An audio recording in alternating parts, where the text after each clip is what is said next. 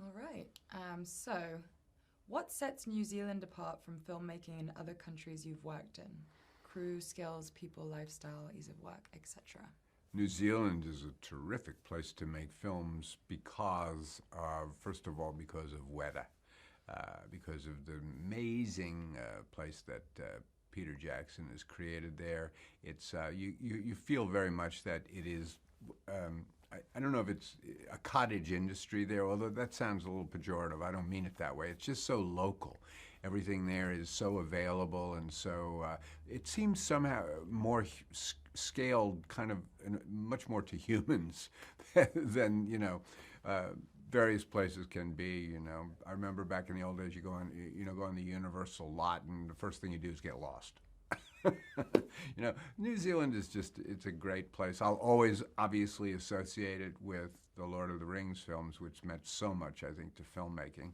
And in some ways, it was the Lord of the Rings that ushered Avatar, the possibilities of Avatar, because of the work that Andy Serkis did as Gollum.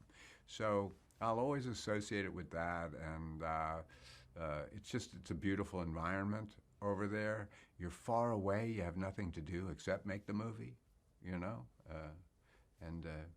yeah. Can you describe what it's like working in New Zealand and working with the New Zealand crew? Uh-huh. Yeah.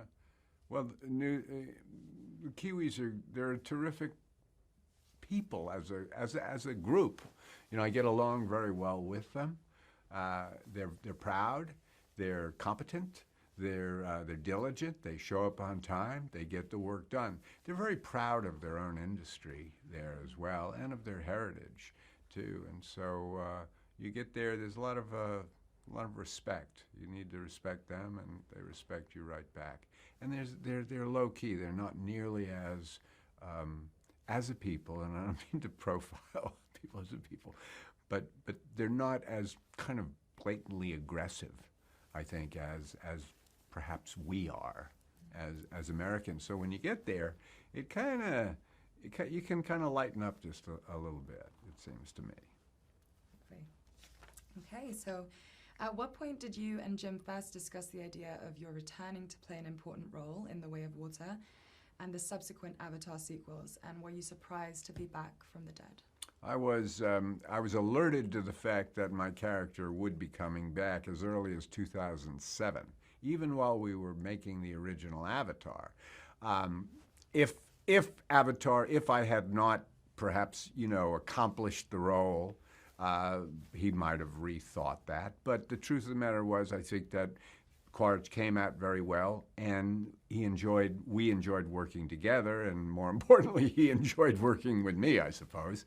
And so I was asked to return, and I think the main thing is that he really liked the character. He liked where the character had been and where the character could go. And I remember having a terrific dinner with him in probably 2010, where he started to kind of outlay the foundations of where the character might go, the fact that he would be undergoing a change, obviously, but he would still be very much, and Jim was always adamant about this, he's not going to be, he's not going to become a tree hugger, this guy. He's still going to be, fundamentally Quaritch, because that's who we love to hate, or whatever, So, and then the evolution of the role, it happened through the writing, and then as it was written, then through the acting of it, and through the kind of the back and forth on the set, where we would, I think, constantly tweak and massage and change things that made sense and advanced the cause of both the story and the character. How is this iteration of Quaritch different from the man we met in Avatar? Could you explain the idea of recombinant? Mm-hmm. And what can you tell us about Quaritch's relationship with the RDA? What about his relationship with the character of Spider? Mm-hmm. There's a number of things in there. Quaritch the new Quaritch, the reconstituted Quaritch, or not resurrected, he's really reconstituted. It is a new Quaritch, but there's a lot of the old Quaritch in him. There's still got the fire, he's still got the aggression, he's still got the singular vision that Quaritch had. But that has now been, I wouldn't say leavened, but it's combined in a way with this, with the way of Awa, with the way of water, with Pandora has gotten into his bloodstream. And that's going to have all kinds of repercussions on how he behaves, how he moves, how he thinks, how he feels, what does it do to his spirit. So those are all issues that I'm not going to answer because the answers are in the movie, some of them, and they're questions that will continue to be asked and answered as this saga, continues to progress. I think that his relationship with RDA is interesting. I think it's pretty cut and dried, in fact. I think that he was a contract player, as it were, for RDA. There came a time when he was mustered out of the military. He goes into kind of private practice, as it were, and his skill set is something that RDA can use. And so he's hired for a price, and he does his job. And he does his job really, really well until he doesn't. But they've got an investment in him, and they consider him, they do the math, RDA. And he knows that. He knows they don't care about him. He doesn't care about them. It's a deal.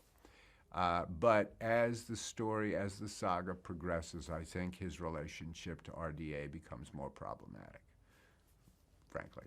Yeah. And his relationship with Spider, I won't say too much about that at this point, other than there's a history there, and that it's something that he does not see coming at all.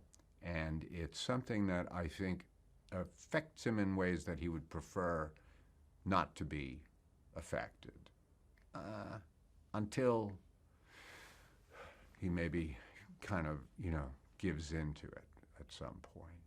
Yeah, it's so much easier not to feel. Yeah. In what way does Quaritch's return pose a real threat to Jake Sully and his family? And what is the dynamic between those two characters? Well, it poses this threat. Quaritch is going to destroy Jake Sully and his family. That's the threat in a nutshell. And the relationship between he and Jake is bad. It's Quaritch gave Jake every opportunity. He made it possible for Jake to redefine his purpose in life, to find a purpose in life when Jake had none. And essentially, Jake spat in his face and betrayed him. And that's unforgivable to Quaritch. One more. Did you approach the character differently this time around? And if so, in what ways? What did you do to prepare to play Quaritch once more? There's always the physical preparation is always to me, it's a go-to thing with Quaritch, because he's nothing if not Strack. He keeps himself the way he wants to keep. He keeps himself the way he wants to be seen, which is in shape to lead, because he's always going to be leading from the front. Quaritch likes to be visible. So the preparation was very physical, of course. And then there's a lot of talking about the character, but in the end, the talk is just the talk. It's all about, you can talk and talk and talk and talk, but then you got to get on, you get on the stage and you start to explore. You start to kind of run your fingers through the dirt of the scene and try and stir things up. And that's where you really find the character. You can make all the plans in the world. I'm going to do this, and I'm going to do this, I'm going to do this with the character. It don't really work that way. You just get yourself in shape. Get yourself prepared for discoveries to happen and for surprises to occur, and so you can kind of deal with them, and that's how life happens on the screen. Yeah, that's amazing. Thank you so much for your time. You got it. We're good to cut.